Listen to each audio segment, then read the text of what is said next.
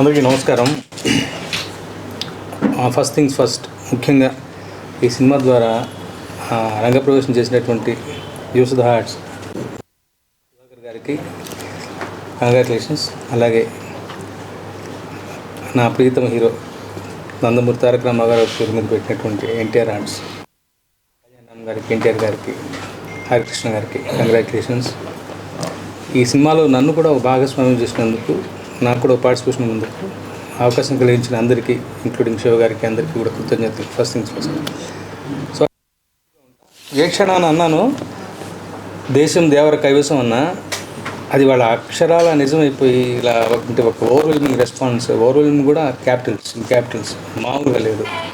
ఇందాక శివ గారు వాళ్ళు అనుకుంటే విన్నాను, అసలు families have started embracing the film. అంటే ఫ్యామిలీస్ ఎగబెడితే, ఫ్యామిలీస్ రిసీవ్ చేసుకోవడం మొదలు పెడితే ఆ విషయం మామూలుగా ఉండదు.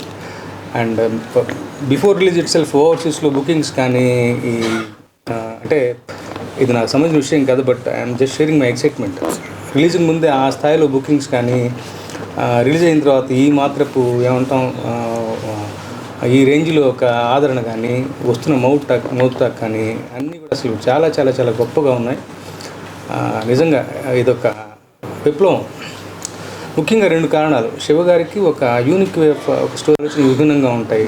మంచి కథలు చెప్పాలి అంటారు, ఇదొక మాట గుర్తుపెట్టుకోవాలి. సో శివగారి ఒక టోన్ ఉంది. ఆ టోన్లో సినిమా చెప్తే సహజంగా ఉంటుంది. ఆ సహజత్వానికి ప్రపంచం పడుతున్నటువంటి నీరాజనం ఈ సినిమా దానికి ఉదాహరణగా ఈ సినిమా చెప్పుకోవచ్చు. ముఖ్యంగా శివగారు ఒక్కడ అలా ఉంటే సరిపోదు, ఆయన బలంగా నమ్మి వెనుదను నిలబెట్టినటువంటి hero none other than NTR garu. గొప్ప పర్ఫార్మర్. 2 షేడ్స్, ఫస్ట్ హాఫ్ ఒక పద్ధతి, సెకండ్ హాఫ్ ఒక పద్ధతిగా అసలు ఆయన ఈయన అన్నట్టుగా మామూలు మెస్మరైజింగ్.